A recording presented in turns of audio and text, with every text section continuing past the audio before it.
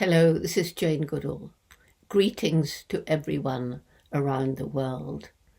And let me bring in a voice to represent the billions of animals who are not referred to in the UN Charter. And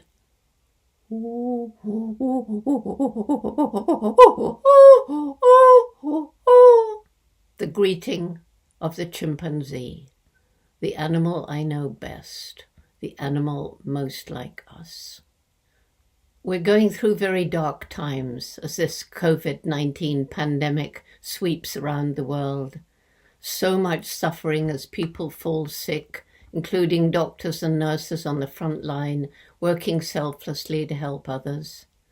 The tragedy is that we've not learned from past pandemics of this sort, even though we know how they originate, even though the one we are experiencing now has been long predicted. As we destroy the natural world, we bring animals into closer and closer contact with each other and enable viruses to spread from one species to another. The meat markets, where wild animals are sold for food, create conditions that enable viruses to jump from an animal to a human and creates a new mutation, such as COVID-19. And epidemics have been created also by close contact between people and domestic animals in confined conditions. During my 85 years on planet Earth, I've witnessed the horrific harm we've inflicted on the environment and the terrible cruelty we've inflicted on each other. I've seen how wealthy countries have raped poorer countries for their natural resources, often leading to corrupt leaders becoming wealthy, while vast numbers of the population fall ever deeper into poverty and desperation, so that many, including children, are forced to work long hours in the field, or making garments, or working in dangerous conditions in the mines. They make just enough money to keep them alive, so that we can buy cheap goods and the rich can get richer. Today, we should think about the growing gap between the haves and the have-nots, the crippling poverty, not just in the poorer countries, but in the wealthiest.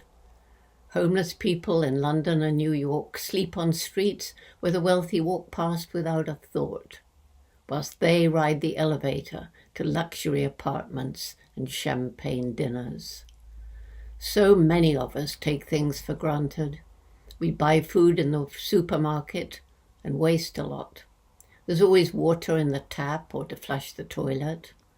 Yet there are millions of people living close to death from lack of food, getting sick from contaminated water, fleeing from parts of the world that have become uninhabitable because of climate change.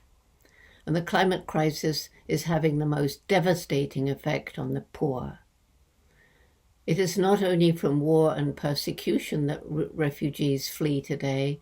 Millions seek refuge from an environment that has become increasingly hostile, and so often meet hostility of an even crueler kind in the places where they finally arrive. On this first International Day of Consciousness, let us realize we're not the only sentient beings on the planet. In 1962, I was told there was a difference in kind between us and other animals, even between us and our closest biological and behavioral relative, the chimpanzee. Only we, humans, I was told, had personalities, minds, and emotions. Fortunately, I'd been taught as a child that that was simply not true. My teacher was my dog, Rusty. Today, science acknowledges that humans are not the only sentient beings, and that animals too can feel pain, fear, joy, and grief. And we continually learn more about the amazing intelligence shown by animals, from chimpanzees to octopuses. Knowing this, let us pause to think of the billions of animals hunted in the wild, trafficked to be sold for food or for entertainment, or to be tortured in medical and pharmaceutical laboratories, and of the billions of animals treated as walking food in factory farms. And let us realize that each of these animals is a sentient being. Each one has his or her personality and emotions. Each one can feel pain, fear, despair. Let me end with my reason for hope.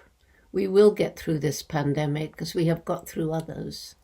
Many of us will have realized as we are confined to our houses, as we face shortage of supplies, especially toilet paper, that we should no longer take our freedom and health for granted, and that we should have more respect for the natural world.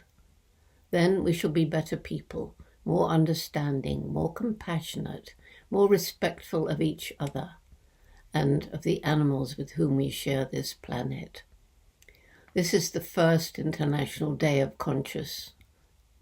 But let it be a wake-up call so that every day of every year we try to find ways to address inequality and make ethical choices in what we buy and eat and wear. We must allow that still, small voice of consciousness to sound louder and louder until, when head and heart work in harmony, we shall finally attain our true human potential.